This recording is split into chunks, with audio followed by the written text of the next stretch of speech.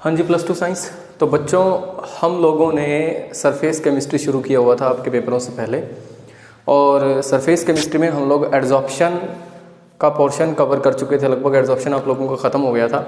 Adsorption में एक छोटा सा पार्ट आप लोगों का रहता था, एप्लीकेशन ऑफ एड्जॉर्प्शन रहता है बच्चों, पहले वो पढ़ लेते हैं और उसके बाद आगे मूव करेंगे कोलोइडल सॉल्यूशन की तरफ।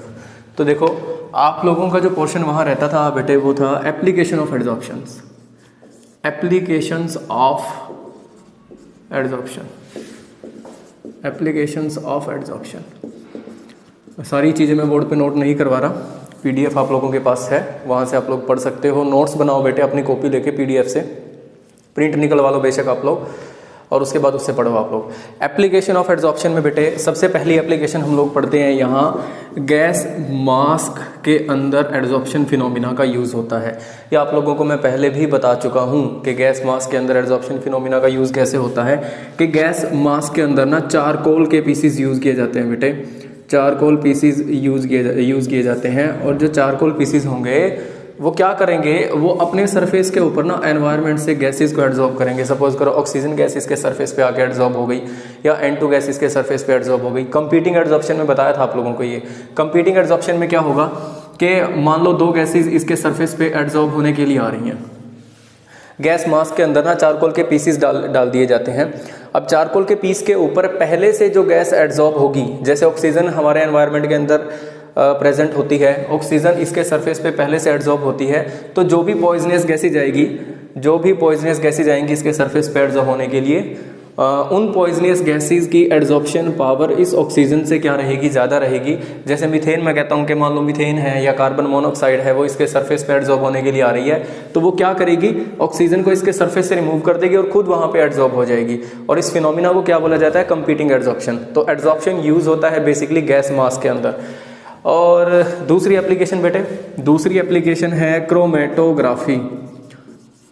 क्रोमेटोग्राफी ये बहुत इंपॉर्टेंट है, इसको ध्यान से समझो। क्रोमेटोग्राफी को देखो, मैं बताता हूँ। क्रोमेटोग्राफी में ये आप लोगों को +1 में भी थोड़ा बहुत बताया था। क्रोमेटोग्राफी दो कंपोनेंट्स को सेपरेट करने के लिए होता है। दो लिक्विड कंपोनेंट्स को हम लोग सेपरेट करते हैं on the basis of adsorption, on the basis of adsorption. इस तरीके से हम लोग एक ग्लास की ट्यूब लेते हैं बेटे, और इस ग्लास की ट्यूब के अंदर हम लोग यहाँ सिलिका जेल फिल कर देते हैं, सिलिका जेल फिल करते हैं, सिलिका जेल फिल करते हैं। और ये एज एन एड्जॉर्बेंट काम करता है, जिसके सरफेस पे क्या होगा, एड्जॉर्प्शन होगा। ये एज एन एड्जॉर्बेंट काम करेगा। अब मैं क्या करता हूँ, ऊपर से दो लिक्विड्स को इसके अंदर ट्रांसफर करता हूँ। मैं कहता हूँ दो लिक्विड के मिक्सचर को इसके अंदर मैं यहाँ से ट्रांसफर करता हूँ, और जो मान लो लिक्विड ए है, मैं कहता हूँ कि लिक्विड ए का एड्जॉर्प्शन ज़्यादा होता है as compare to liquid B. Liquid A की एड्जॉर्प्शन पावर ज़्यादा है as compare to liquid B. Liquid A की एड्जॉर्प्शन पावर ज़्यादा है as compare to liquid B. तो लिक्विड ए ज़्यादा एड्जॉर्ब होगा, इसके सरफेस पे ज़्यादा चिपकेगा, सिलिका जेल के साथ ज़्यादा कौन चिपकेगा, लिक्विड ए। और लिक्विड बी कम चिपकेगा, लिक्विड बी की एड्जॉर्प्शन इसके सरफेस पे क्या होगी, कम होगी। तो ये जैसे जैसे मूव करेंगे नीचे की तरफ आएंगे।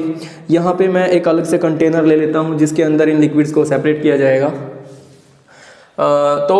क्योंकि लिक्विड ए की एड्जॉर्प्शन पावर ज़्यादा है, तो लिक्विड ए इतना डिस्टेंस ट्रेवल नहीं करेगा सेम टाइम के अंदर जितना लिक्विड बी कवर कर जाएगा। लिक्विड बी ज़्यादा मूव करेगा as compare to liquid A, क्योंकि लिक्विड ए की एड्जॉर्प्शन पावर ज़्यादा है तो वो चिपका रहेगा सिलिका जेल के साथ। तो in the same time liquid B will cover more distance as compare to liquid A. तो ये ज़्यादा डिस्टेंस कवर करेगा। तो यहाँ पहले कौन पहुँचेगा, यहाँ पहले बी पहुँचेगा, और बाद में कौन पहुँचेगा, ए पहुँचेगा। तो पहले बी पहुँचेगा तो सबसे पहले बाहर कौन निकलेगा, सबसे पहले बाहर बी निकलेगा, तो बी को सेपरेट कर लूँगा। इसके बाद फिर लिक्विड ए को हम कलेक्ट करना शुरू करेंगे। तो इस तरीके से क्रोमेटोग्राफी यूज़ कर सकते हैं to separate two liquids on the basis of adsorption. सब आपके नोट्स के अंदर लिखा हुआ है कि किस तरीके से क्या होगा, थ्योरी वगैरह सब फिनोमिना आपके नोट्स के अंदर मेंशन है। आगे चलते हैं बेटे। फिर इसके बाद जो नेक्स्ट एप्लीकेशन आप लोग पढ़ते हो, नेक्स्ट एप्लीकेशन जो आप लोगों की रहती है ये है बेटे, एक हम लोग एड्जॉर्प्शन करते हैं, adsorption of moisture from air. इस एप्लीकेशन का यूज़ कहाँ किया जाता है? जो हमारे माइक्रोस्कोप्स होते हैं, माइक्रोस्कोप्स वगैरह की पैकिंग के लिए स्पेक्ट्रोफोटोमीटर्स होते हैं बेटे। अब ये स्पेक्ट्रोफोटोमीटर एक अपरेटस होता है जो कि केमिस्ट्री लैब में यूज़ किया जाता है to calculate the concentration of unknown solution. आप ये मानो कि लैब का एक अपरेटस है जिसके अंदर लेंस वगैरह यूज़ किए जाते हैं। माइक्रोस्कोप तो आप लोगों ने सुना ही होगा, इसके अंदर लेंस वगैरह यूज़ किए जाते हैं बेटे। तो होता क्या है कि इनके लेंस के ऊपर ना मॉइस्चर आके इकट्ठा हो जाता है, जिससे लेंस के ख़राब होने का डर रहता है। तो क्या करते हैं, इनकी पैकिंग के दौरान इनके अंदर सिलिका जेल के पैकेट्स डाल देते हैं। सिलिका के पैकेट्स डाल देते हैं, नॉट जेल, सिलिका के पैकेट्स डाल देते हैं। तो जो सिलिका होगा वो अपने सरफेस के ऊपर क्या करेगा, मॉइस्चर को एब्जॉर्ब कर लेगा। तो मॉइस्चर सारा का सारा वो सिलिका के ऊपर इकट्ठा हो जाएगा और लेंस के ऊपर जाके इकट्ठा नहीं होगा, जिससे लेंस खराब होने से बच जाता है। तो this is on the basis of absorption phenomena. उसके बाद बेटे एक एप्लीकेशन और होती है इन क्योरिंग डिजीजेज, बीमारियों से बचाने में। जो हमारी मैक्सिमम ड्रग्स वगैरह होती हैं वो कोलोइडल सॉल्यूशन की फॉर्म में होती हैं। कुछ एक हमारी जो ड्रग्स होंगी वो कोलोइडल सॉल्यूशन की फॉर्म में होंगी। तो जब वो ड्रग्स हमारी बॉडी के अंदर एंटर करती हैं तो वो जर्म्स को उनके सरफेस के ऊपर एब्जॉर्ब कर लेती हैं। जितने भी बैक्टीरियाज हैं, जर्म्स हैं, जिनकी वजह से कोई भी प्रॉब्लम हो रही है, तो ड्रग्स हमारी बॉडी के अंदर एंटर करने के बाद उन जर्म्स को अपने सरफेस के ऊपर एब्जॉर्ब कर लेंगी। तो अपने सरफेस के ऊपर एब्जॉर्ब करेंगी, उसके बाद उनके साथ उनकी रिएक्शन होगी और अल्टीमेटली उनको ख़त्म करेंगी। तो इस तरीके से यहाँ भी एब्जॉर्प्शन फिनोमिना काम कर रहा है। तो ये कुछ एक एप्लीकेशंस हैं, बाकी आपके नोट्स में भी सब लिखा हुआ है, वहाँ से आप लोग पढ़ सकते हो। Not so much important part. आगे मूव करते हैं। एक इसमें से क्रोमेटोग्राफी और ये गैस मास्क वाला केस आप लोग ध्यान से देख लेना। आगे मूव करते हैं बेटे। आगे जो हम लोगों को पढ़ना है वो है कोलोइडल स्टेट। आगे हम लोगों को पढ़ना होता है कोलोइडल स्टेट। हाँ जी, ये बहुत इंपॉर्टेंट पार्ट है।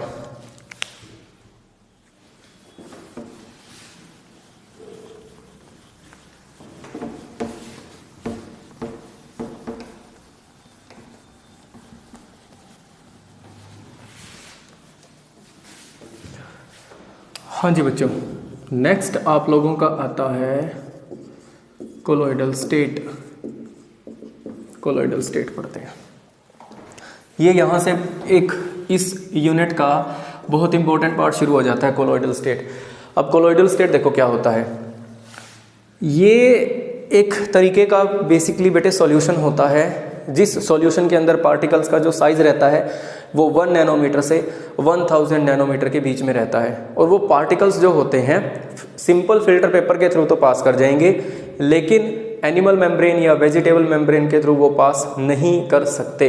इस तरीके के सॉल्यूशन को कोलोइडल सॉल्यूशन बोला जाता है।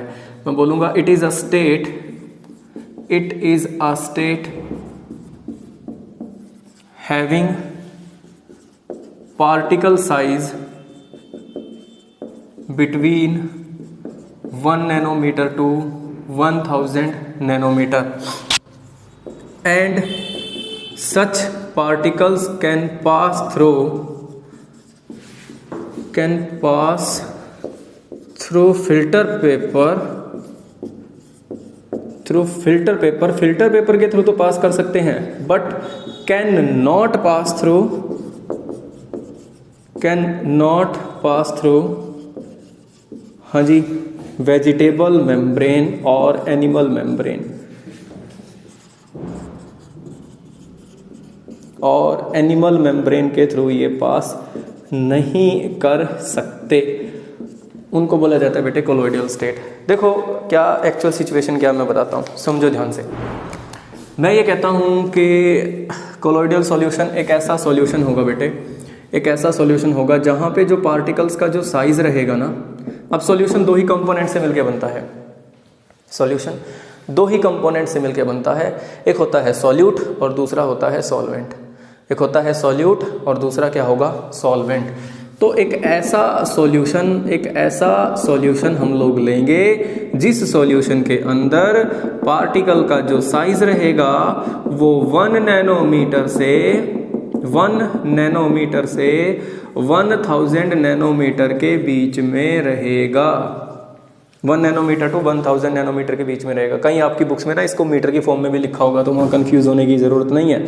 10⁻⁻9 मीटर 1 नैनोमीटर, और 10⁻³ इंटू 10⁻⁻9 मीटर, नहीं तो ये कितना हो जाएगा, 10⁻⁻9 मीटर टू 10⁻⁻6 मीटर की रेंज हो जाएगी।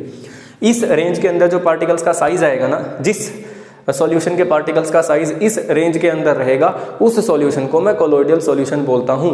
अच्छा, स्टेट वर्ड मैंने क्यों लगाया?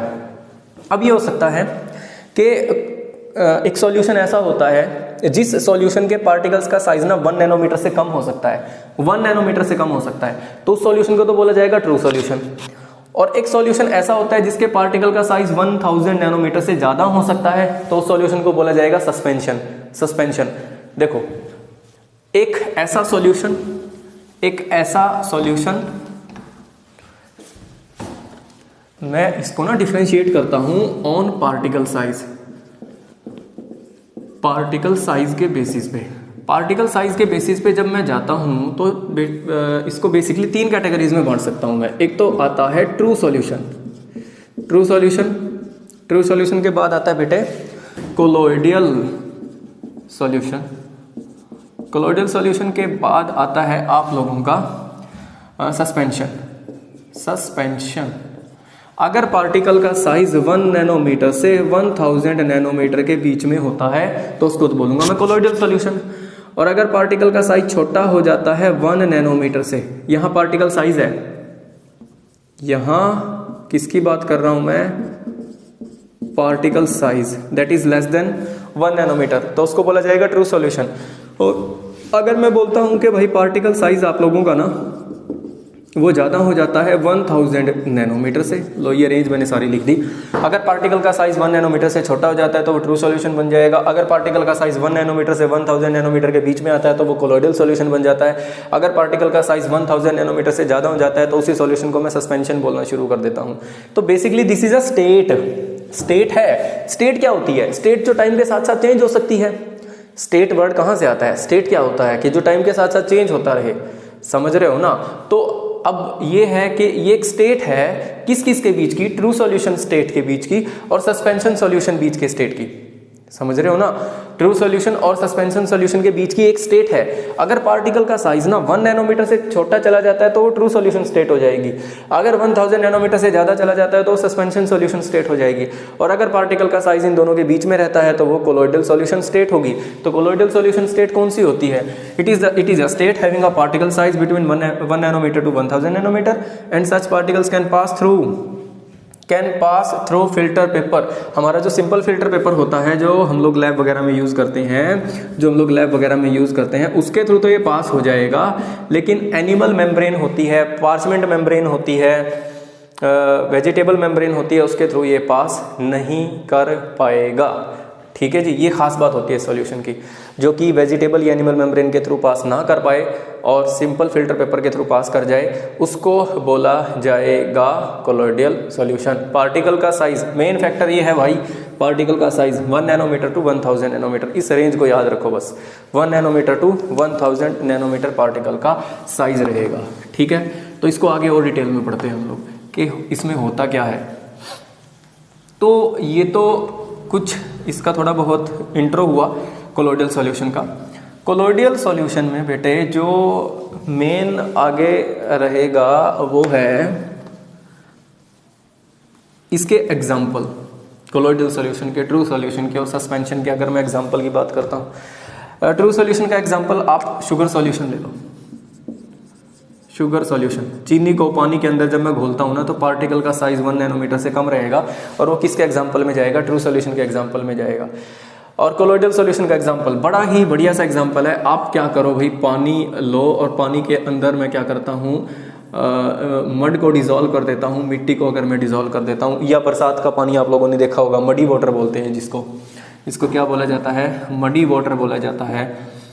बरसाती पानी होता है जो। अब आपने ना उसको एक कंटेनर के अंदर, ट्रांसपेरेंट कंटेनर के अंदर आप लोगों ने उसको फिल करके रख लिया। अब आप क्या ऑब्जर्व करते हो? आप ये ऑब्जर्व करोगे कि थोड़े टाइम बाद देखो कुछ एक लार्ज साइज के पार्टिकल है जो उसके अंदर घूमते रहते हैं।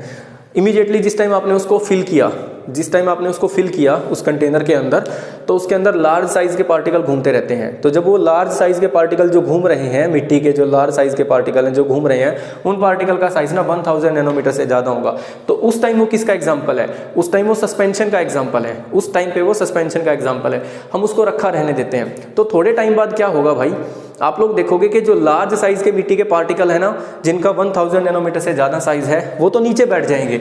जो लार्ज साइज के मड के पार्टिकल्स हैं जिनका साइज 1000 नैनोमीटर से ज़्यादा है, वो तो नीचे बैठ जाएंगे। लेकिन बहुत छोटे छोटे पार्टिकल्स, बहुत small particles having size range between 1 nanometre to 1000 nanometre, वो फिर भी सॉल्यूशन के अंदर घूमते रहते हैं। चाहे आप इस सॉल्यूशन को कितने भी टाइम के लिए रखो, फिर भी ये पार्टिकल, जिन पार्टिकल का साइज 1 नैनोमीटर से 1000 नैनोमीटर के बीच में होगा, जो कि कोलोइडल रेंज के होंगे, वो फिर भी सॉल्यूशन के अंदर घूमते रहते हैं। चाहे आप इस सॉल्यूशन को कितने भी टाइम के लिए रखा रहने दो।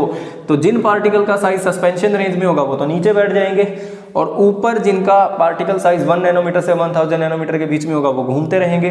तो अब ये किसका एग्जाम्पल हो गया? अब ये एग्जाम्पल हो गया कोलोइडल सॉल्यूशन का, कोलोइडल स्टेट का। ठीक है जी बच्चों, तो this will be the example of colloidal state. पढ़ लेना, सब लिखा हुआ है। अब देखो आगे मैं बात करता हूं बेटे, यहाँ 2 टर्म्स आती हैं कोलोइडल स्टेट के केस में ना, कोलोइडल सॉल्यूशन के केस में यहाँ बेसिकली 2 टर्म्स आती हैं। इन केस ऑफ अगर मैं बात करूं कोलोइडल सॉल्यूशन के केस में 2 टर्म्स आती हैं। एक टर्म आती है बेटे डीपी, डिस्पर्स्ड फेज, और दूसरी टर्म क्या आती है? Dispersion medium. डिस्पर्स्ड फेज और डिस्पर्जन मीडियम। अरे जैसे सॉल्यूट और सॉल्वेंट होता है सिंपल सॉल्यूशन के अंदर ना, जैसे सॉल्यूट और सॉल्वेंट होता है, बिल्कुल वही कहानी है और कुछ नहीं है। सिंपल सॉल्यूशन के अंदर हम लोग सॉल्यूट बोलते हैं, जिसको डिसॉल्व किया जाता है वो क्या होता है? सॉल्यूट होता है। जिसके अंदर डिसॉल्व किया जाता है उसको क्या बोला जाता है? सॉल्वेंट। या जो कि सॉल्यूट को डिसॉल्व करता है उसको क्या बोला जाता है? सॉल्वेंट बोला जाता है। बिल्कुल वही चीज़ है। जिसको कि डिसॉल्व किया जाएगा वो तो डीपी होगा। कोलोइडल सॉल्यूशन में सॉल्यूट को क्या बोलना शुरू कर दिया मैंने? डीपी बोलना शुरू कर दिया। जिस फेज को, जिस कंपोनेंट को डिसॉल्व किया जाएगा उसको तो बोला जाएगा DP, dispersed phase. Dispersed phase, dispersed phase, dispersed phase. ठीक है। और जिस कंपोनेंट के अंदर, जिस फेज के अंदर उसको डिसॉल्व किया जाएगा उसको क्या बोला जाएगा बच्चों? उसको बोला जाएगा डिस्पर्जन मीडियम। डिस्पर्जन मीडियम, उसको बोला जाएगा डिस्पर्जन मीडियम। तो जिस कंपोनेंट को डिसॉल्व किया जाएगा, जिस फेज को डिसॉल्व किया जाएगा उस फेज को तो बोला जाएगा डिस्पर्स्ड फेज, और जिस फेज के अंदर, जिस कंपोनेंट के अंदर उसको डिसॉल्व किया जाएगा उसको क्या बोला जाएगा? Dispersion medium. Dispersion medium. ठीक है, तो ये पढ़ लेना, डेफिनेशन दे रखी है आपके नोट्स के अंदर। अच्छा, एक कोलोइडल स्टेट के बारे में पढ़ते हैं प्रॉपर तरीके से कि कोलोइडल स्टेट होती क्या है। कोलोइडल स्टेट क्या होती है? देखो, कोलोइडल स्टेट सबसे पहली तो प्रॉपर्टी इसकी ये है कि ये हेट्रोजीनियस स्टेट है। हेट्रोजीनियस है, होमोजीनियस नहीं है। आप लोग जानते हो हेट्रोजीनियस और होमोजीनियस स्टेट के बारे में। ठीक है, ये हेट्रोजीनियस स्टेट है। दूसरी बात, it is a state between किस किस के बीच में आती है? True solution state and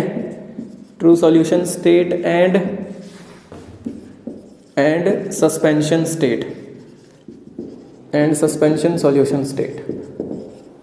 low जी, इन दोनों के बीच की एक स्टेट है। अरे पार्टिकल का साइज ही तो वेरी कर रहा है। अगर पार्टिकल का साइज 1 नैनोमीटर से कम चला जाता है तो वो ट्रू सॉल्यूशन स्टेट में चला जाएगा, और अगर पार्टिकल का साइज 1000 नैनोमीटर से ज़्यादा चला गया तो सस्पेंशन सॉल्यूशन स्टेट में चला जाएगा। तो एक स्टेट आती है किसके बीच में? ट्रू सॉल्यूशन के बीच में और सस्पेंशन के बीच में एक ऐसी स्टेट आती है जहाँ पे पार्टिकल का साइज 1 नैनोमीटर से 1000 नैनोमीटर के बीच में रहता है। तो उसको क्या बोल दिया जाता है? उसको बोल दिया जाता है colloidal solution state, colloidal state.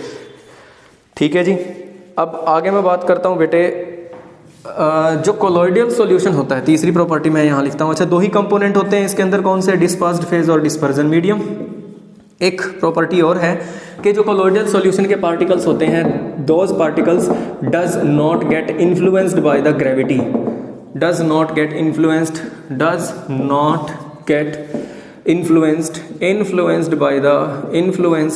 By the gravity. अभी एग्जांपल दिया था आप लोगों को मडी वाटर का, कि मडी वाटर के अंदर ना जिन पार्टिकल का साइज 1000 नैनोमीटर से ज़्यादा रहेगा वो पार्टिकल तो नीचे बैठ जाएंगे, ग्रेविटी की वजह से वो नीचे बैठ जाएंगे। लेकिन जिन पार्टिकल का साइज देखो, मान लो मडी वाटर का ही एग्जांपल है ये, मडी वाटर में जिन पार्टिकल का साइज 1000 नैनोमीटर से ज़्यादा है वो तो नीचे बैठ जाएंगे। लेकिन जो पार्टिकल 1 नैनोमीटर से 1000 नैनोमीटर के बीच में रहते हैं वो पार्टिकल नीचे नहीं बैठेंगे। ये खास बात है। अब देखो ग्रेविटी काम करती है इन पे, लेकिन ये नीचे क्यों नहीं बैठते, इस फैक्टर के बारे में हम आगे डिस्कस करेंगे। अब ऐसा नहीं है कि सर यहाँ ग्रेविटी काम नहीं करेगी क्या इन पार्टिकल्स पे, लेकिन इन पे तो ज़्यादा लगेगी ना, क्योंकि इनका मास ज़्यादा है। इनका मास ज़्यादा है तो इन पे ग्रेविटी ज़्यादा काम करेगी, जिसकी वजह से नीचे बैठ जाएंगे।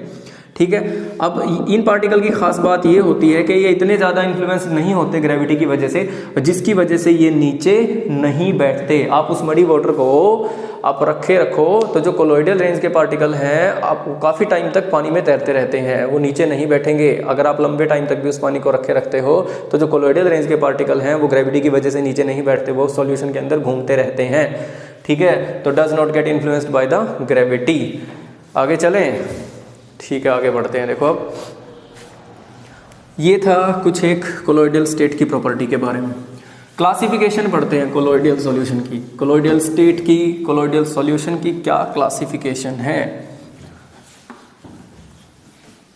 कोलोइडल स्टेट के अंदर पार्टिकल का साइज अगर मैं 1 नैनोमीटर से कम कर देता हूं तो वो कन्वर्ट हो जाएगा ट्रू के अंदर, और अगर मैं 1000 नैनोमीटर से ज़्यादा कर देता हूं तो वही कन्वर्ट हो जाएगा सस्पेंशन के अंदर। ठीक है, क्लासिफिकेशन पढ़ते हैं बेटे। क्लासिफिकेशन हम लोग पढ़ते हैं classification of colloids. Classification of colloids में नोट करवाने के ऊपर ज़्यादा फोकस नहीं कर रहा, सब आप लोगों के पास है, लिखा पड़ा है। क्लासिफिकेशन ऑफ कोलोइड्स, पहली क्लासिफिकेशन आती है on the basis of physical interaction, on the basis of physical interaction between DP and DM. अब ये डीपी डीएम मैं यूज करूंगा बार बार, आप लोगों को कंफ्यूज नहीं होना यहाँ पे कि डीपी और डीएम का मतलब क्या है। दूसरा फैक्टर आता है बेटे यहाँ पे on the basis of physical interaction. Physical interaction भी छोड़ो, आप फिजिकल स्टेट लिख सकते हो यहाँ, on the basis of physical state between DP and DM. दूसरा कर लो आप on the basis of interaction, on the basis of interaction between DP and DM. DP और डीएम के बीच में कैसे इंटरेक्शन रहती है, और इस इंटरेक्शन के बेसिस पे ना इनको आगे दो कैटेगरीज में बांटा जाता है, lyophilic and lyophobic. Lyophilic and lyophobic very much important. ये इंटरेक्शन वाला जो पार्ट है ये बहुत इंपॉर्टेंट है क्लासिफिकेशन में। और तीसरी क्लासिफिकेशन आती है बेटे यहाँ पे। क्लासिफिकेशन क्या होता है? क्लासिफिकेशन होता है उसको अलग अलग कैटेगरीज में बांटना, उसी को तो क्या बोला जाता है? क्लासिफिकेशन। तो लो जी, और थर्ड क्लासिफिकेशन आती है on the basis of size of particles, on the basis of size of particles, on the basis of size of particles of, हाँ जी, किसके पार्टिकल्स के साइज के बेसिस पे? डिस्पर्स्ड फेज के पार्टिकल्स के साइज पे के बेसिस पे। ये भी तीन कैटेगरीज में बांटा जाता है। एक तो आती है मल्टीमोलिक्यूलर कोलॉइड्स, हाँ जी। सेकंड आती है बेटे यहाँ पे आपकी मैक्रोमोलिक्यूलर कोलॉइड्स, और थर्ड आपकी यहाँ पे आती है एसोसिएटेड कोलॉइड्स। थर्ड आती है एसोसिएटेड कोलॉइड्स। अब एसोसिएटेड कोलॉइड्स है, that is very much important from this part, और यहाँ से लायोफिलिक और लायोफोबिक बहुत ज़्यादा इंपॉर्टेंट है। तो पहले मैं आप लोगों को ये पढ़ा रहा हूँ, उसके बाद ये पढ़ेंगे हम लोग, और लास्ट में पढ़ेंगे फर्स्ट क्लासिफिकेशन आपकी फिजिकल स्टेट के बेसिस पे। तो मूव करें towards lyophilic and lyophobic on the basis of interaction between DP and DM.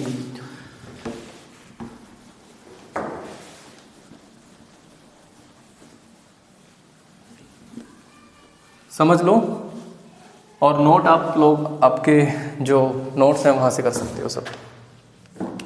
लो मैं कहता हूँ बेटे on the basis of interaction, first है जो on the basis of, first नहीं सेकंड थी, on the basis of interaction between DP and DM. लो जी, डीपी और डीएम के बीच में इंटरेक्शन के बेसिस पे, तो पहली कैटेगरी जो हमारी यहाँ आती है ना, वो आती है लायोफिलिक की, लायोफिलिक कोलॉइड्स की आती है फर्स्ट जो क्लासिफिकेशन आती है। अब लायो का मतलब होता है बेटे यहाँ पे लिक्विड, और फिलिक का मतलब होता है लविंग। आप लोग जानते हो, ये पढ़ा होगा आप लोगों ने पहले भी कहीं, जैसे हाइड्रोफिलिक वर्ड सुना है ना आप लोगों ने, हाइड्रोफिलिक सुना हुआ है ना। हाइड्रो का मतलब क्या होता है यहाँ पे अगर मैं बात करूँ वाटर, और फिलिक का मतलब क्या होता है लविंग। एक हाइड्रोफिलिक पार्ट होता है, एक हाइड्रोफोबिक पार्ट होता है, एक हाइड्रोफिलिक होगा, एक हाइड्रोफोबिक होगा।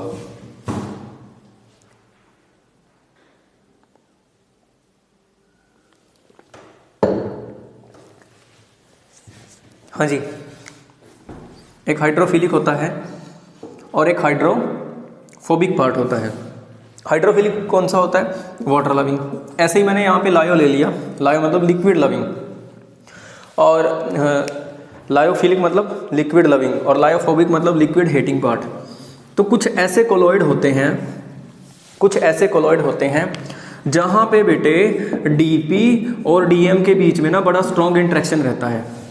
अब यहाँ डीएम कौन है? जो लायो वर्ड यूज किया ना मैंने, किसके लिए यूज किया? डीएम के लिए। जहाँ पे डीपी की बहुत ज़्यादा स्ट्रॉन्ग इंटरेक्शन रहती है फॉर दिस डीएम। डीपी और डीएम के बीच में इंटरेक्शन स्ट्रॉन्ग रहता है। DP is strongly interacted with the DM liquid के साथ। लिक्विड के साथ, लिक्विड कौन सा है? अरे मैं कोलोइडल सॉल्यूशन बनाने जा रहा हूँ, मैंने जो नीचे लिक्विड लिया हुआ है जिसको मैं क्या बोल रहा हूँ? डिस्पर्जन मीडियम बोल रहा हूँ। यही है वो लिक्विड जिसको लायो वर्ड से मैं यहाँ रिप्रेजेंट कर रहा हूँ। इस लिक्विड के साथ जिस डीपी को इसके अंदर मैं मिक्स करने जा रहा हूँ, इस डीपी के पार्टिकल्स की इस लिक्विड के साथ ना बहुत स्ट्रॉन्ग इंटरेक्शन रहती है। इस लिक्विड के साथ इन डीपी के पार्टिकल्स की बहुत स्ट्रॉन्ग इंटरेक्शन रहती है।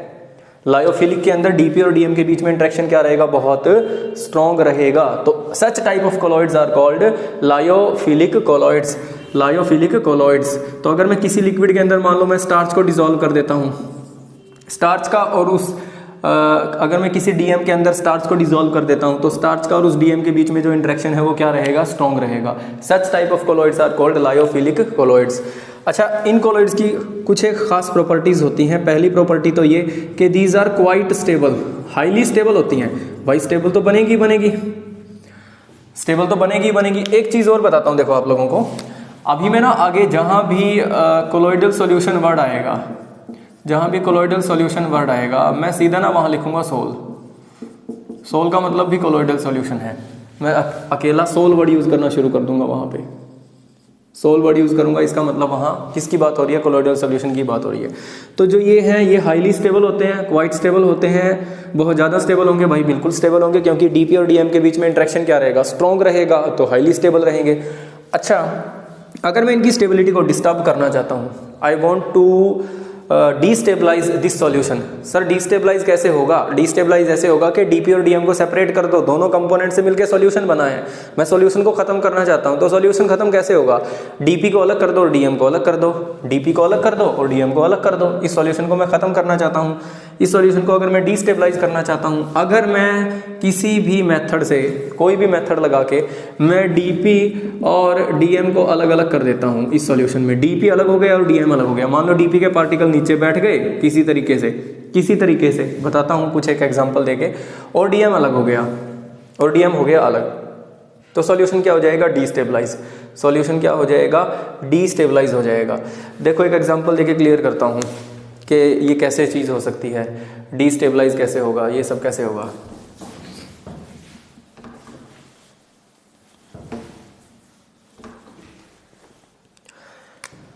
देखो बच्चों, मान लो मैं कोई एक इलेक्ट्रोलाइट इसके अंदर ऐड करता हूँ, A+ और B-, कोई इलेक्ट्रोलाइट में इसके अंदर ऐड करता हूँ।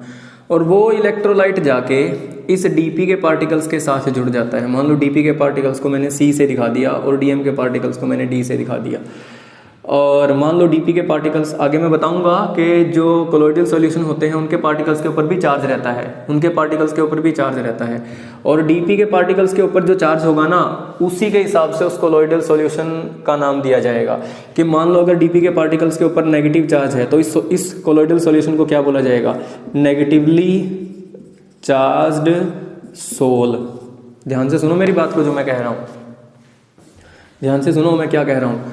मैंने डीपी को डीएम के अंदर डिसॉल्व किया, डीएम पे पॉजिटिव चार्ज था, डीपी पे नेगेटिव चार्ज था, तो इस कोलोइडल सॉल्यूशन को क्या नाम दिया जाएगा? Negatively charged sol, negatively charged colloidal solution. नाम जो उसको दिया जाएगा that will be due to the charge of DP particles.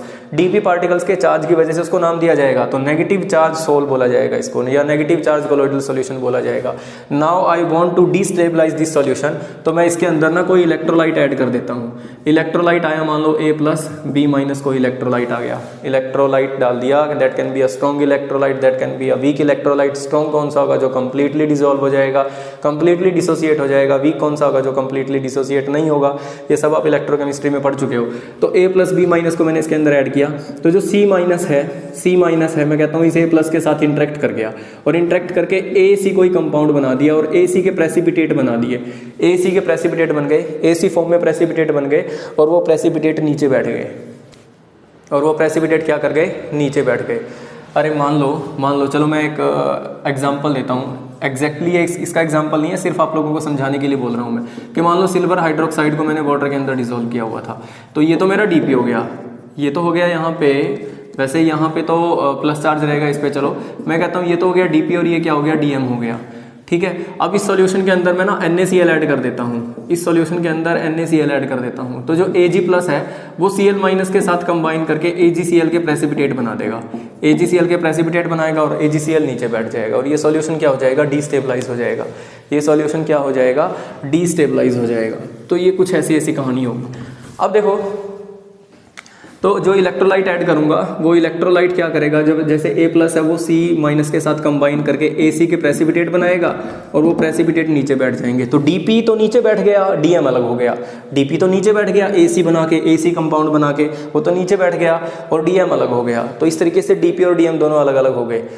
अब तो इस सॉल्यूशन को डीस्टेबलाइज करना वैसे बहुत मुश्किल है, क्योंकि डीपी और डीएम के बीच में इंटरेक्शन बहुत स्ट्रॉन्ग थी, डीपी और डीएम के बीच में इंटरेक्शन बहुत स्ट्रॉन्ग थी, और कोई तीसरा कंपोनेंट आ रहा है उनकी इंटरेक्शन को तोड़ने के लिए।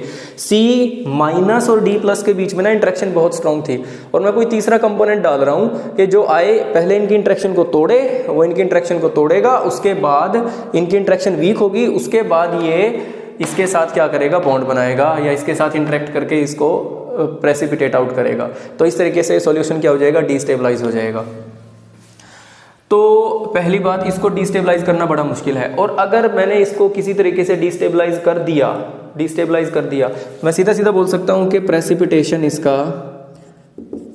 प्रेसिपिटेशन आपके नोट्स के अंदर लिखा हुआ है, precipitation is very typical. Precipitation इसका इतना आसानी से नहीं होता।